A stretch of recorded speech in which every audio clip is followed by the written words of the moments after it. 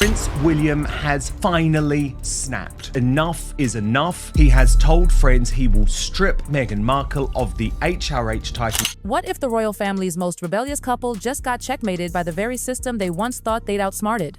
Oh yes, the drama that once seemed like a fairy tale gone rogue is now turning into a national reckoning. King Charles is turning a blind eye, but King William won't. Because right now, something historic is brewing in London. Something so unprecedented that even Buckingham Palace is holding its collective breath. The kind of storm that no amount of royal PR can silence. For years, Prince Harry and Meghan Markle treated royal duty like an optional Netflix episode, flashy when it brought attention, forgotten when it didn't trend. I did think it would happen. If Harry and Meghan are watching, they should be incredibly concerned, because if it's this simple to take away Prince Andrew's titles, one day it could be this easy to take away Harry and Meghan's titles. They swapped tiaras for talk shows, centuries of tradition for California glitz, and loyalty for Hollywood contracts. But here's the twist. The spotlight they fought so hard for might finally be scorching them alive.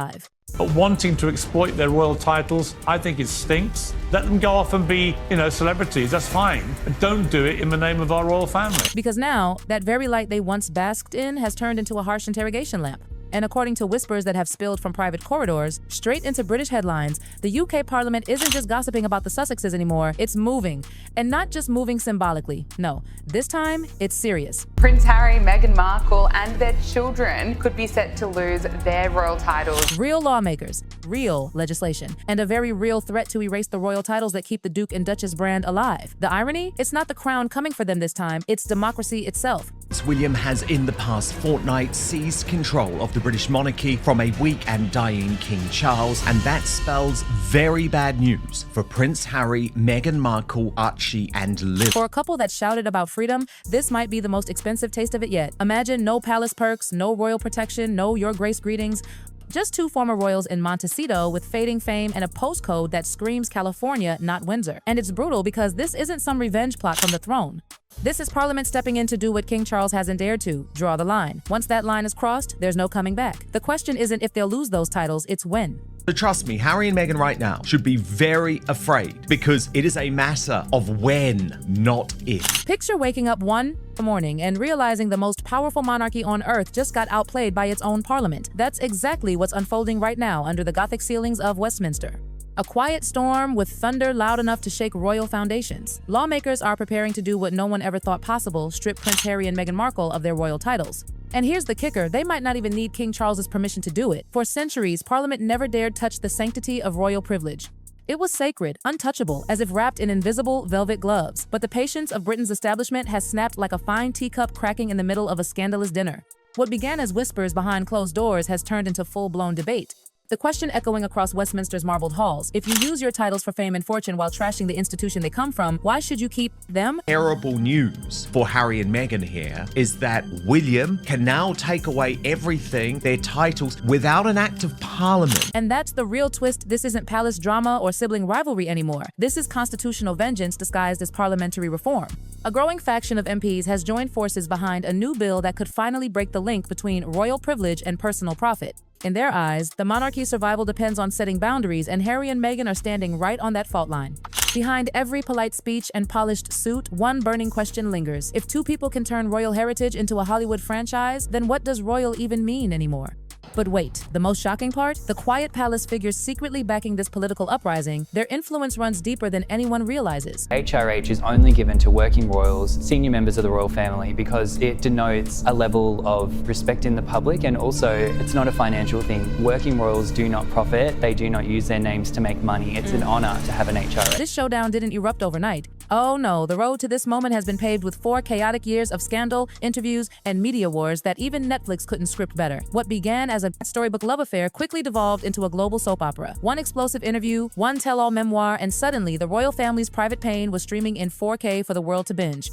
Every time the dust settled, the Sussexes seemed to find another match to ignite. From accusations of emotional neglect to criticisms of royal traditions, the couple's saga became less about change and more about control. They said they wanted to escape the suffocation of royal life. Yet somehow, every new deal, every podcast, every docuseries circled right back to the palace they walked away from. Inside Westminster, exhaustion replaced sympathy. Lawmakers watched as centuries of royal dignity turned into late-night punchlines. What pushed them over the edge wasn't just scandal fatigue, it was national embarrassment. Because to many in government, the monarchy isn't a marketing brand, it's Britain's identity.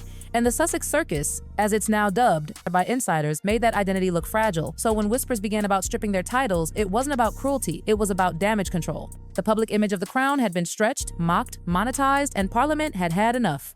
But while politicians prepared to move in daylight, a quieter, more strategic game was being played behind the palace gates, and the player pulling strings from the shadows, Prince William himself.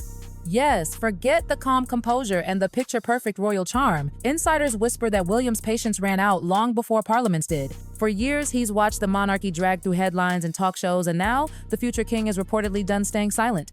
Unlike his father, who still clings to hope for reconciliation, William is said to be on a mission not emotional but strategic. His goal? Protect the crown at any cost. He's not building alliances with courtiers anymore, but with politicians, those who share his belief that the monarchy's reputation must be saved before he inherits it. There have been discreet dinners, quiet meetings, subtle nods that carry weight. William's silence has become his weapon, and it speaks louder than any royal statement could. This isn't about revenge. It's about restoration, rebuilding what's been shattered before his reign even begins. Each time Harry gives another explosive interview or spills another truth, William's carefully curated image of a steady future king takes a hit. Behind that calm exterior lies calculation, clean the slate, remove the noise, protect the institution before it's his turn to lead. But there's a darker note here too. Some believe this isn't just about monarchy or duty, it's personal. Years of betrayal, leaked messages, private moments turned into Netflix drama, it's all taken a toll. And this bill, it might be William's way of making sure those scars never stain his crown. Because if Parliament succeeds, it won't just be a constitutional move, it'll be William's silent victory.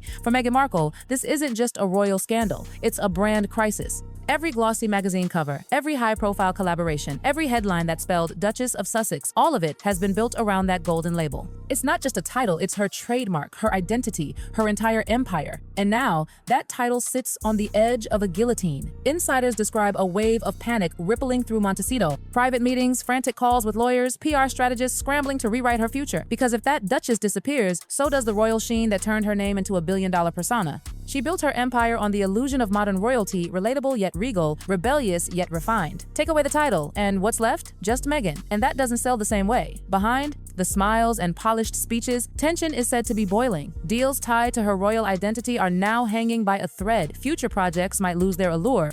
Even her humanitarian brand, the one that promised to transcend royalty, suddenly feels hollow without that crown polish. To her critics, it's poetic justice. To her supporters, it's persecution. But to Meghan, it's existential, because this time, her crown isn't slipping, it's being taken. And the only person more desperate to stop it is Harry himself. Prince Harry, the once defiant royal who claimed to have broken free, now faces a nightmare that money or fame can't fix the loss of the title that gave him relevance in the first place. Behind the calm facade, sources say he's panicking, quietly, personally. Reaching out to old palace contacts, even trying to get messages to his father bypassing aides, desperate to find a lifeline. One insider described him as emotionally cornered, because without Prince Harry, Duke of Sussex, his influence in Hollywood shrinks drastically. The book deals, the TV specials, the spotlight, they all fade when he's just another celebrity with royal baggage. What haunts him most reportedly isn't the fame, it's the symbolism. Losing that title means cutting the final tie to his mother's legacy, the institution that defined and haunted his life. The same monarchy Diana fought yet loved in her own way. For Harry, it's unbearable. Those close to him describe a storm of anger and guilt, anger at being punished for speaking out, guilt for taking it too far. But Parliament isn't one for sentiment. While Harry pleads for understanding, lawmakers are focused on precedent, and their decision could echo for generations. Because the consequences won't just touch him, they could redefine his children's futures too. While Harry and Meghan fight tooth and nail to keep their titles, a new and far more delicate question is quietly unraveling in London. What happens to their children, Archie and Lilibet? They might be far too young to grasp royal politics, but their names are now caught in the crossfire of history. If Parliament pushes this reform through, the little prince and princess could lose their royal titles before they're even old enough to spell them. Traditionally, royal titles are untouchable, passed through bloodlines like sacred heirlooms. But this new proposal, it flips centuries of protocol on its head. Some lawmakers argue that royal privileges should only belong to those who actually serve the crown, not those who profit from it. And with the Sussex family living a glamorous Californian life, critics say their children's royal standing has become symbolic, not earned. It's cruelly ironic. Harry once said he left Britain to protect his children from royal pressure, yet now that very decision might erase their royal heritage forever. For Meghan, that's the deepest cut of all. The idea that her kids, her pride and purpose could lose the birthright she once celebrated feels like the ultimate punishment. Behind the palace walls, even the royals who sympathize with Harry and Meghan are reportedly uneasy. Stripping children of their titles crosses an invisible line, one that blurs the line between family and institution. This isn't palace protocol. This is politics fast, fierce, and unforgiving once it starts rolling. Insiders are calling the bill a constitutional spring cleaning. Its purpose? To modernize royal privileges and, frankly, remove what they call royal freeloaders. It's ruthless, it's unprecedented, and it's personal. This proposal wouldn't just hit Harry and Meghan, it could also target other royals whose titles no longer match active service or national duty. Supporters call it accountability. Critics call it sacrilege. But for the MPs pushing it forward, it's about one thing, proving that not even royal blood is above responsibility. What makes this moment electrifying is that the monarchy might not even have the power to stop it. For the first time in modern history, Parliament could overrule royal hesitation. And once that line is crossed, the very definition of royalty could change forever. This isn't just a bill, it's a message. A declaration that the monarchy serves the nation, not the other way around. No royal rank, no shield of status, just two people facing the world on their own, the very independence they once demanded, now handed to them by a parliament tired of the chaos. This is not the final curtain, it's the beginning of a new chapter in royal history. A chapter where parliament has a louder voice than palace walls and where titles can vanish faster than tabloid headlines. From the day they said "I do" to the day they said "we're done," Harry and Meghan's story has been a roller coaster of passion, rebellion, and spectacle. Now, it's a political cautionary tale for generations to come. And as the final credits roll on this royal drama, one thing remains undeniable: they got the independence they asked for, just not the way they hoped. The palace walls may be whispering, but the world is screaming. Because the monarchy, the world's oldest living brand, is finally rewriting its own rules. And as those rules change, no royal, no matter how famous, can escape them.